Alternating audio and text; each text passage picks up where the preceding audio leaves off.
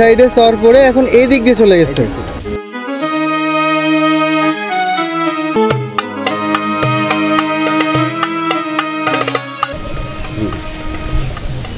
এটা রেল বন্ধ হয়েছে কত সালে? সময় এখানে হচ্ছে রেল ছিল, ব্রিটিশের আমলে রেল ছিল।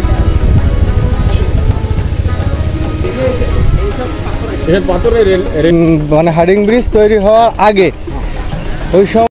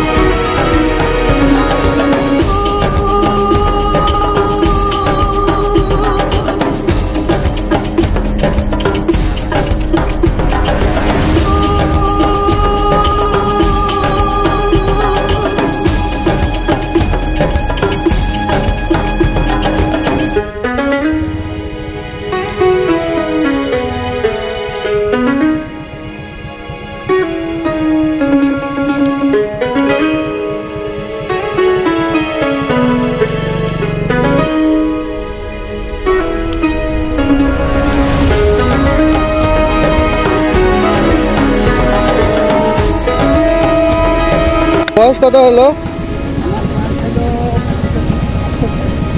৬৭ বছর বয়স। তাহলে তো আপনি এই জায়গার অনেক কিছু দেখছেন।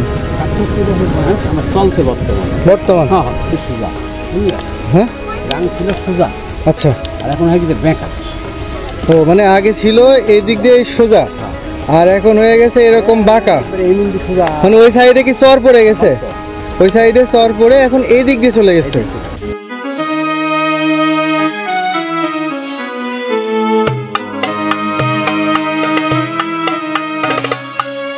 কিন্তু এই রোড তো, এইটা তো হলো রেলের জায়গা না? এটা তো রেল ছিল এক সময়। এটা রেল বন্ধ হয়েছে কত সালে? আমার বুদ্ধি না হতে বন্ধ। মানে আপনাদের বুদ্ধি না হতে রেল বন্ধ হয়ে গেছে, তার মানে যুদ্ধের আগে, মানে ব্রিটিশ সময়ে এখানে হচ্ছে রেল ছিল, ব্রিটিশের আমলে রেল ছিল। তাও এদিকে যাইতো না, ফলমুখে আসছে।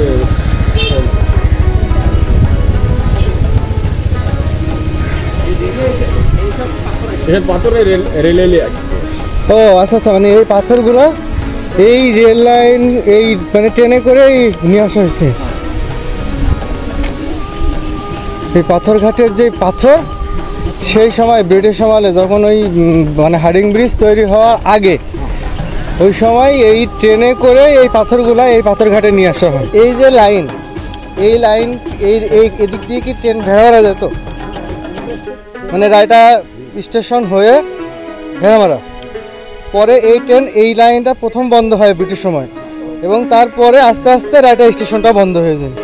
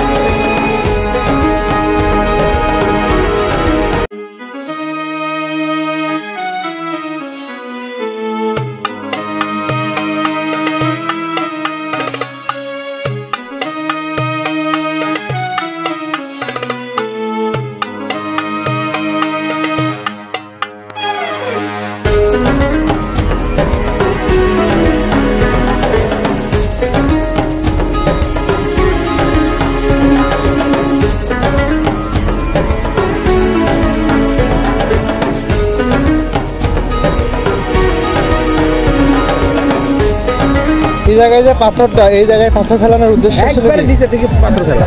নিজে বলতে কত নিচে? পানির থেকে এমন পানির থেকে গিয়ে তেমন বুঝি মানে একদম সংকট যাকে বলা হয়। এখানে পাথর, এখানে এইসব সাইডে সব ভাঙন ধরে, হ্যাঁ হ্যাঁ। ভাঙন ধরার কারণে এখানে পাথর লাইছে রেডিকেল দিচ্ছে।